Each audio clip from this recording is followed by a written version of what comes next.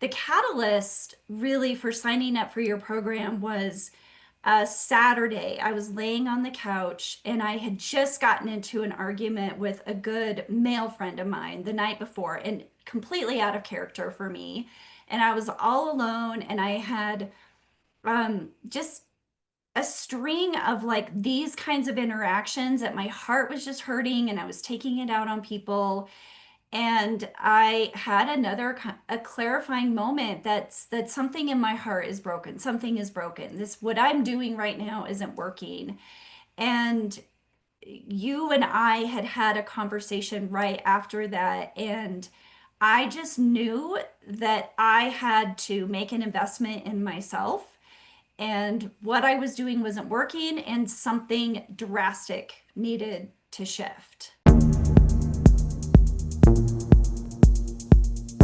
Well, hi everybody. Welcome to the Ready for Love podcast. I am so excited. We have a special guest today, Lori Young. She's an amazing woman and I can't wait to share her with you.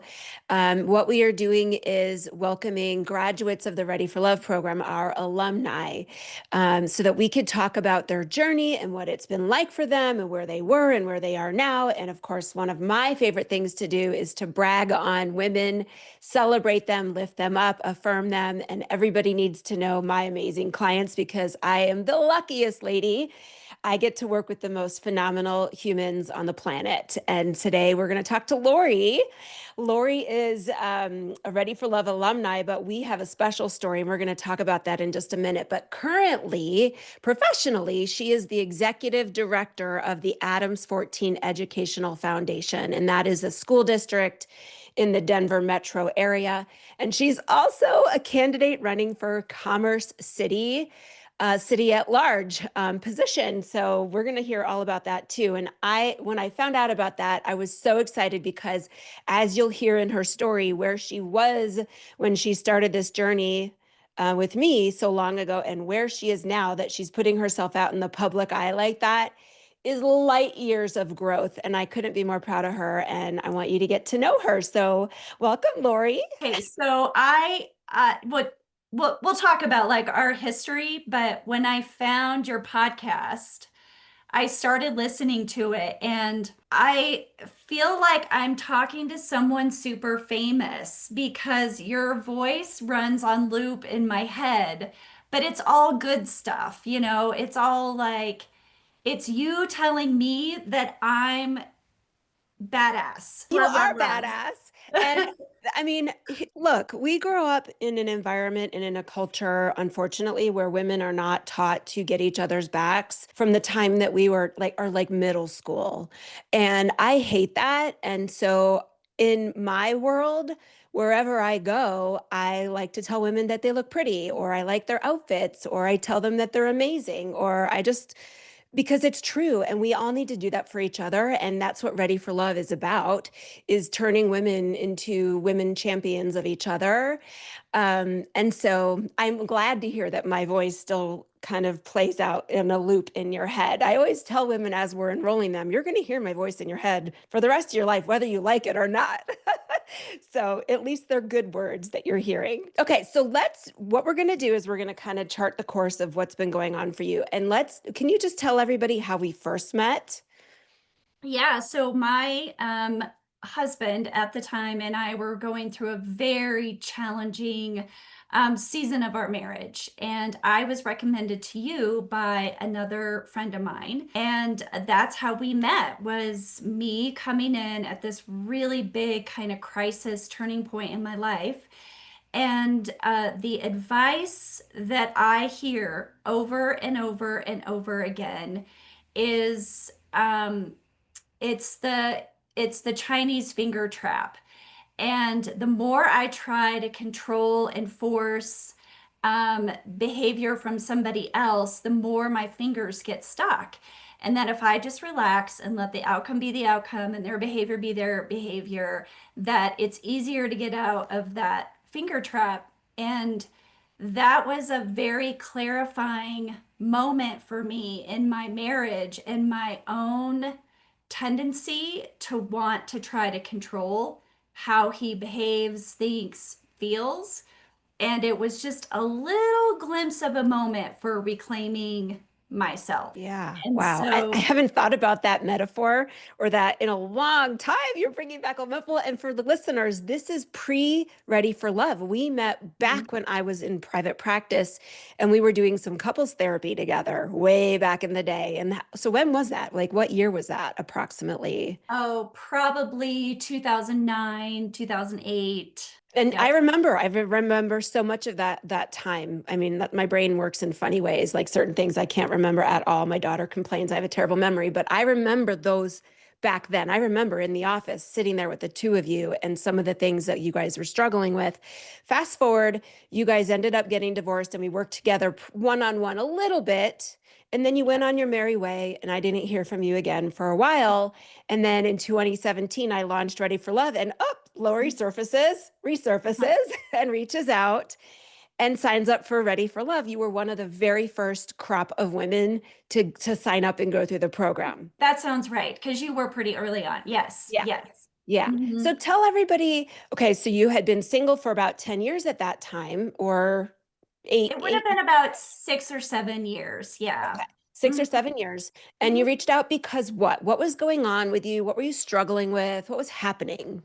I was cycling through the same relationship that was going nowhere for a long time. And I was also like meeting and dating other people. And specifically at that time, there was a guy who had reached out of the blue. And I was smitten with him from like the very first moment I saw him, but he was a breadcrumber. And so he would reach out and I would get really excited. And then he would be like, oh, I just want to be friends. And so I would like accept these little breadcrumbs. And the catalyst really for signing up for your program was a Saturday. I was laying on the couch and I had just gotten into an argument with a good male friend of mine the night before and completely out of character for me. And I was all alone and I had just a string of like these kinds of interactions that my heart was just hurting and I was taking it out on people. And I had a clarifying moment that something in my heart is broken. Something is broken. This, what I'm doing right now isn't working. And you and I had had a conversation right after that. And I just knew that I had to make an investment in myself and what I was doing wasn't working, and something drastic needed to shift. Yeah, I So remember that was that it. conversation. I remember the enrollment conversation because I remember those types of things for a lot of women because it's just so, it's like when you read a good book or you watch an amazing memoir or, like those things stick with us. Those stories stick with us. And do you remember saying this? You were like, we were talking about the investment, the actual financial investment to get Yeah. started. And you're like, but Hillary, I'm saving for a couch. And I was like, Lori, do you want to save for a couch or do you want to invest in yourself and then buy a home together with somebody someday and fill it up with amazing furniture and blah, blah, blah. And here we are now, which I'm not going to spoil we'll get to the, Oh, here you well, are now, okay. I but was oh going to my do God. a spoiler alert, but no, we'll wait to share Do you that. remember that? I totally remember that. I think about that couch comment all the time. Yes. I tell people that story too. Like, okay, there is a financial component, not just an emotional one and a psychological one and a wellness one and like there is a financial component because it is very expensive to live a single life, to retire on one income instead of two, to pay your bills by yourself instead of two, to travel on one. So yeah, there is. And that was something that we had to talk about when you were getting started. And I know it was scary for you to invest in yourself because you were a single mom and your kids were still young at the time. Yeah, yeah, they were. Um, what I have since learned from that experience is that I'm worth investing in, and the couch, whatever, will come and go, but I'm here, like I'm here to stay, and I'm worth investing in. And it was scary because my perception of money at that time was really wrapped up in security. If I have money, then I'm secure. But there were so many other things that I learned that helped me develop my own sense of security and having my own back and being my own best friend, and that I can make more money. I didn't think I could at the time, but I really could make more money. Yeah. Well, and people say time is money, but you can always make more money. You can never get time back. That's right. And right? And when Yep. you invest in yourself and you grow yourself, you will make more money because you just become a better you. You're wiser, you're expanded, you know more, you have a greater capacity for all things. And so every time you invest in yourself, you are putting money back in your own pocket Yeah. without a doubt. So I Yeah. love that. So I'm sure you've done a lot of other things since the program, because look where you are now. Like you've done a blog, you've done coaching and consulting, and like you've done a lot of things since then. Yeah, I feel like consistency would is valuable, but then again, every single thing that I've done, I have taken away some kind of, as you call it, like a golden nugget. Yep, I have taken away something very, very valuable for myself, even if the thing didn't work out. exactly. I've had those things, and I'm grateful for all of those things. Mhm. And when you live with that mindset, you're never scared to take another risk ever, right? That is 100% true. Yeah. Yes. Because again, the Chinese finger trap, you can't control what happens with other people and what they do and the outcomes. So if you just relax and let that go and trust and have your own faith, whatever that is, in the outcome really is about you and how you're handling yourself, Yeah. you always get the win, no matter what. Yes. And so more recently, when I started listening to your podcast, it was in May, and have been feeling very sedentary. So I'm like, I'm going to go outside and just go for a walk. And oh, look, I'll just listen to Hillary's podcast. And all of these little pieces of wisdom and the remembering about being grateful for the hard things and remembering that I have my back and remembering that I'm worth investing in, they had all kind of built up to this decision to run for city council, because it was a really scary thing. It's very outside of my comfort zone, but that alone, the Chinese finger trap, I can't control what other people think. I can't control if they vote for me, but I can have full control over how hard I work to do this. And if it doesn't work out, I will have gained so much knowledge about myself and so much knowledge about my city, because you can't run for city council without taking a deep dive into like the issues of the city and what's going on. Yeah. And so that knowledge somewhere along the way is going to help me. That completely eases my anxiety. I mean, I have to psych myself up every day, I but bet. but I have a beautiful journal that I write in every single day that helps get my mind right and changes my mindset. Amazing. As it the daily journal? It is the daily journal. It is a beautiful experience. Not only are you learning about yourself in the city, but you are stepping into your next level identity. You're growing yourself. It's who you're being in the experience of doing this, seeing yourself handle things, seeing yourself respond to these things. You are growing every single time that you put yourself out there in this way. Let's go back to the program and talk about some of the big key takeaways. And I have one that I always talk about with people who are potentially enrolling. Um, when it comes up and it's appropriate for their story. But tell us what were some of the really powerful things and where you were stuck, and how it unlocked that for you. Yeah, so there was a couple things. When I first signed up for the program, there were about 3 or 4 nights that I woke up in the middle of the night, completely freaked out by the investment I just made. I was in a faith community at that time that really kind of pushed back on this idea of self-development. And I just was so worried that what I was going to learn was going to be against some of those things that I'd been taught and that I believed. And it wasn't that as much as having a conversation with you about it. And I finally I couldn't take the no sleep anymore. So I was like, well, I have to have a conversation with Hilary about it. And I think that's one of the first times really that I had the courage to say what I was thinking and to say like something really hard and be vulnerable. And of course, you're Hilary. You were like, well, yeah, I totally get that. I understand. And let's talk about it and tell me more and tell me what you think. And that was a really great example for me that I need to have the hard conversation and that regardless of how it went, I was going to be okay. Because I was so used to the idea that I was responsible for not making somebody mad or I was responsible for keeping them happy.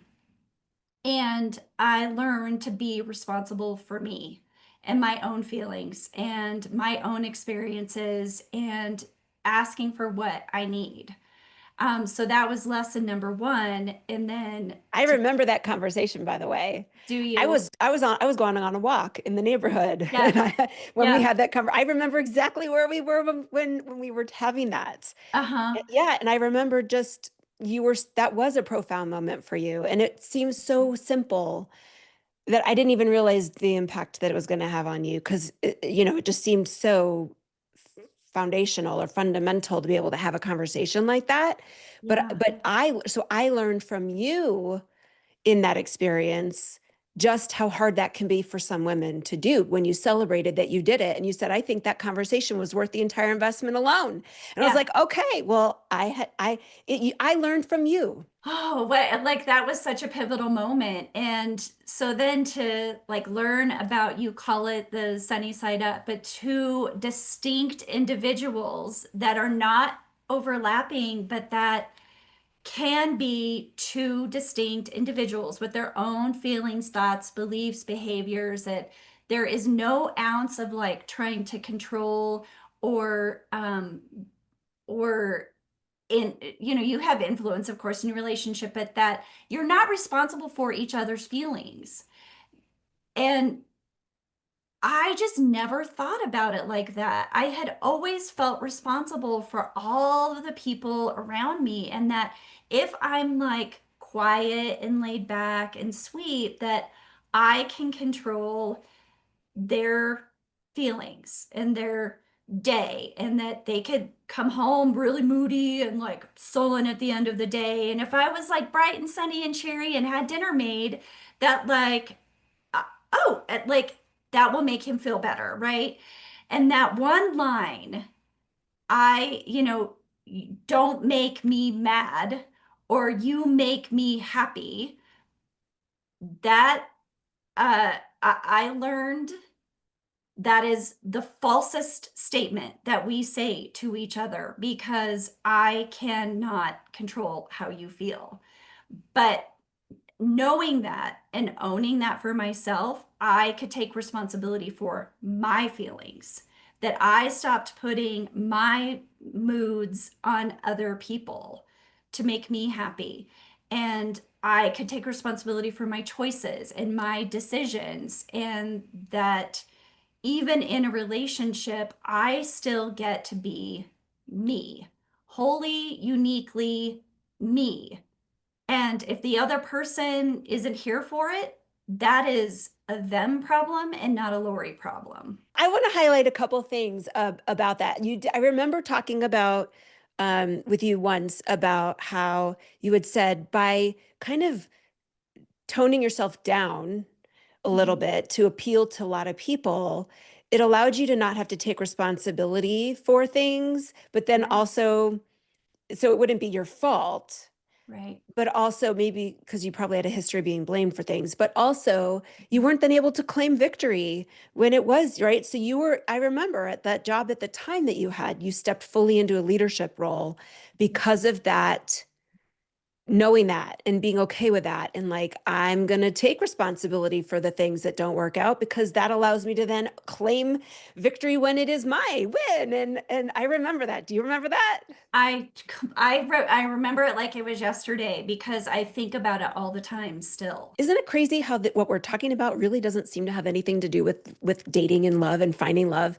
It really is about our individual selves. It really is. Yes. Yeah. Yeah. That's why Yeah. it's really just the impact is so far reaching. I take myself, into my relationship, but I take myself into work and my relationship with my kids and dreaming and thinking about what I want and what I desire for the future. I have to know myself and I have to be okay with who I am in relationship to myself before I can do any of the other things that I do in my life effectively. Man, are you doing it well? So one more thing that I remember that I want to share, and you see if you remember this too. I remember when you were dating, you were trying to decide, do I need to be with somebody who shares my faith? Because faith is very important to you. And you were afraid to date somebody who didn't share your faith because you were afraid if you were with somebody who didn't share your faith, you would lose it because that's what had happened in your marriage. And we had a long conversation about, well, why is this important to you? Mhm. It's okay if it is important to you, but we don't want you to just feel like you have to date with somebody of the same faith because you will afraid you'll lose yourself. Mhm. And so, right, you still ended up deciding that was important to you, but because it was something not fear-based, but just by choice, right? And the do you remember what the solution was? Like how you were able to, do you remember that? I think what I remember is you telling me it's kind of like because this is really important to you, you've decided that, you've determined that. It's kind of like two people deciding one person wants to have kids and the other one doesn't. Like you have to decide how you and this other person move forward together. But it is a decision that I make and only I make, right? Like my faith community doesn't make this decision for me. I make the decision for me. Yeah.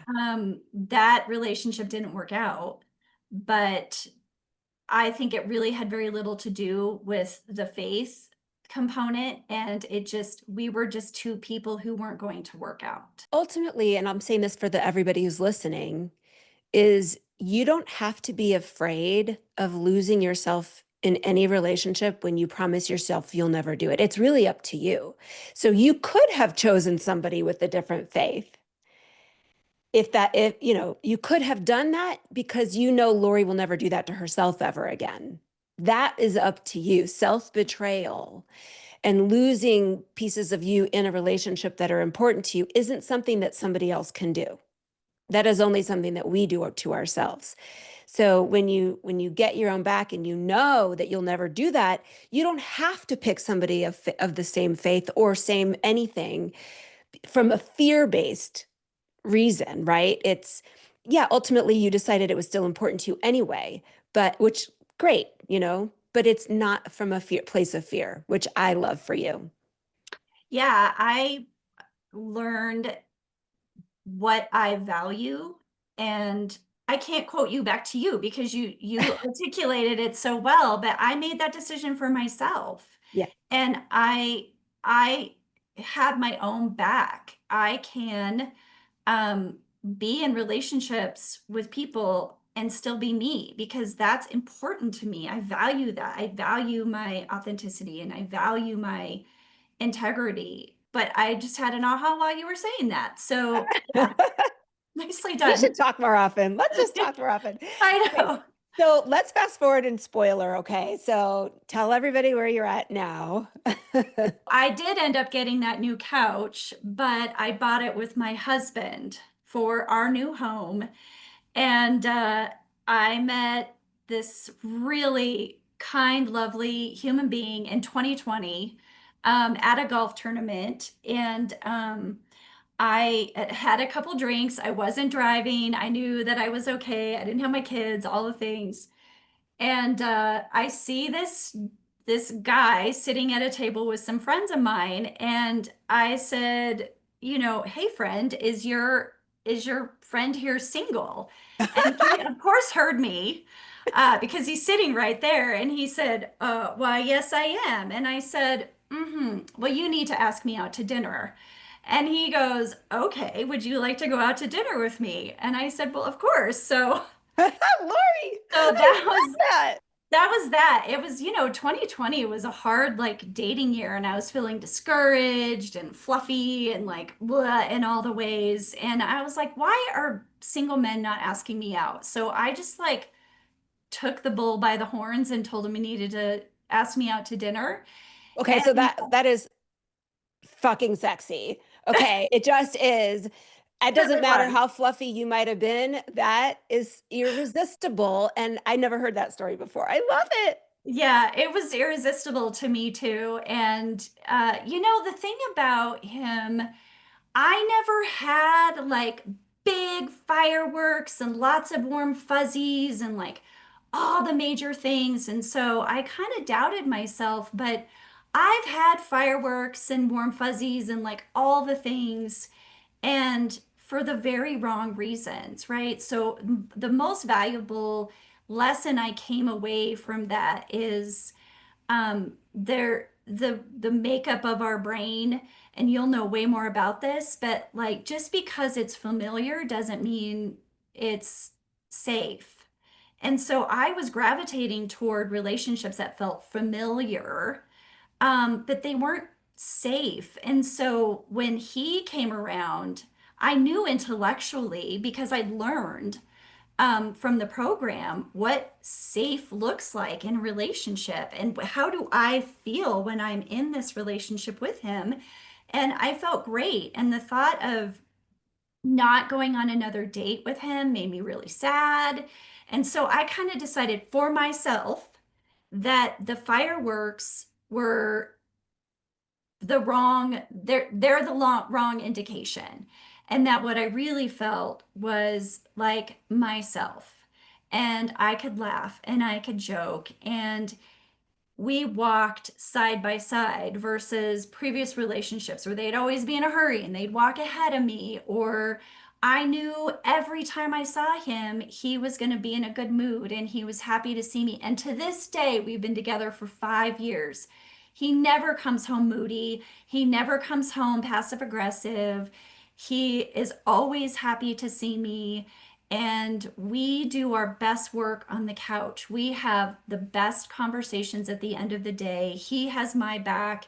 He's really the reason that um, that I have this belief in myself that I can run for city council. And it's not that I didn't, but he reinforces that. Like, of Yep. course you can. What? Of course you Your can run biggest for city champion. council. Yes, he Yeah, wants you you've to got win. this. Like, I've Yes. got your back. You've got this. That is a Um, secure man who can affirm you and not try to hold you back or possess you or control you and just wants to see you shine and is secure in himself. Like, I love him. yes. I love you. I love him because he loves you. Yes.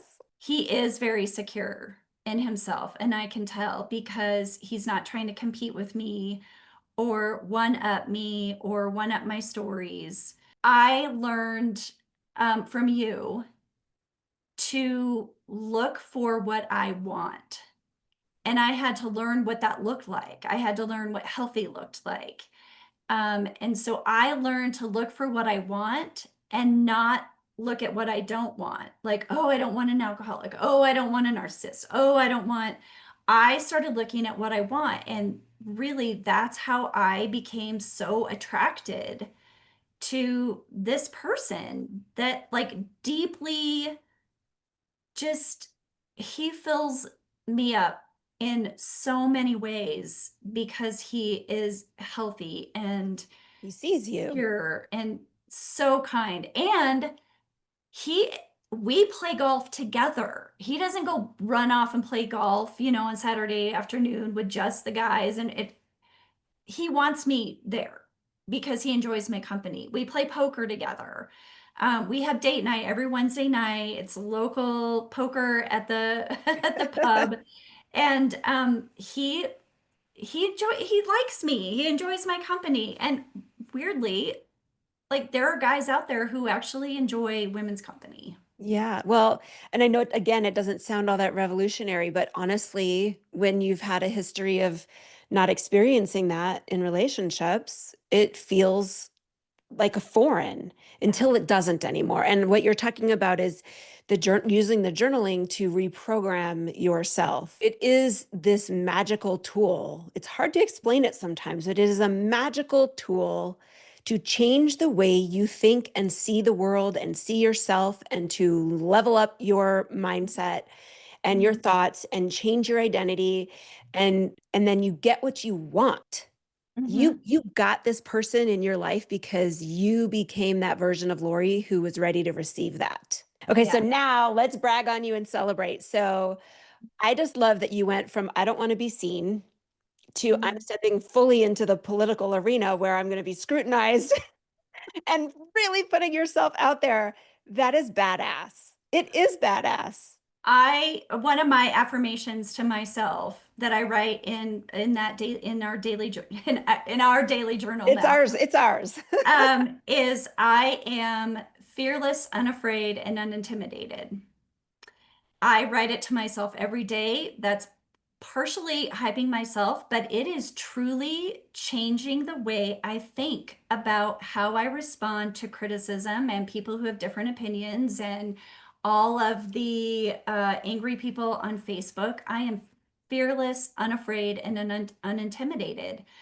Um, it has truly helped me step into a new identity of somebody who can be vulnerable, who can share my opinion. I would never share my opinion with people because what if they disagree with me, and worse, what if they think less of me? And it really is my mindset has changed like a full 180 degrees that it's okay for me to have an opinion. In fact, it's important for me to have an opinion because that's how you get shit done um, on city council. But that's how I get shit done at my job and in my family. And people need to hear what I have to say so they can make a decision about whether or not to elect me into city council. Yep. And yeah, it's out of my comfort zone, no doubt about it, but I'm getting there. Every day I'm more fearless, more unafraid, I'm more unintimidated. That makes a big difference. It does. Oh my God. I'm trying not to cry. I'm so proud of you. I can't. I'm just so happy for you. And bringing it back to the program, like when I was developing this, I don't even think I realized how powerful it was going to be. I knew it was going to be great, but look at this. Like you are a shining star. You always were and just didn't know it, but now you know it and you own it and you walk around blinding everybody where you go and a magnet for positivity and if I were living there, I would vote for you 10 times over. Seriously, everybody who's in our area needs to vote for you. And you're just amazing. And I'm so happy for you and your family and I can't wait to see what happens. I remember a conversation sitting in your office in private therapy. And you and I think we're towards the end of our therapy together. And so we were kind of dreaming a little bit about like what our futures were going to look like. And you said, I want to be like Oprah, right? Like somebody who shares my knowledge and my wisdom, but on a bigger scale. And whenever I like listen to your podcast and whenever I see your work on social media, whenever I hear about your Ready for Love program, I think about the woman you knew you could be. And here you are. But more than that, I have a lot of like suspicion around like groupthink and like getting too involved in listening to one teacher or one expert. But what you provide and what you teach women has nothing to do with you. it has everything to do with what I'm capable of and what every woman is capable of. And I find myself repeating, your advice. Like, you can trust yourself. You have your own back. Of course, what you're doing is scary, but you're going to be okay because you've got your own back. And it's it is a way of celebrating other women to encourage them so they know that whatever they want to do, whoever they want to be, is up to them, and they get to decide. And I love being part of this like community of alumni, who all kind of speak the same language, but also like we get to celebrate each other. Yes, yes, yes. Thank you so much for saying that. Yeah. I don't remember that ending conversation in the therapy room, but I have had to do my own work to get here. I walk the walk too every Yeah. day, I'm expanding and growing and checking in with my own mindset and my own blocks and doing my own journaling. And so yeah, we're in it together. And you're right. I love when I do this work with one woman, I know she's going to go and share it in her world. And Mhm. it's just, I love it. So thank you for being a part of it. And thanks for coming on the show to share your experience. It takes a lot of courage to do that. So another notch in the belt, so to Yeah. speak. Thanks, Lori. And Thank you, if Hilary. anybody wants to find out about what you're up to, where can they find you right now? Well, if you live in the Commerce City area, you can go to loriforcommercecity.com. That's where you'll learn all about my platform. But on the nonprofit side, I am incredibly passionate about education. You can find out about the Adams 14 Education Foundation at adams14foundation.org. Great. Thanks for sharing all of that. And of course, that's all Denver metro area. It's local, but Mhm. we have people in the area. So why not? Yeah, Okay. Thanks, my love. I appreciate you being here and sharing your story. I appreciate you too.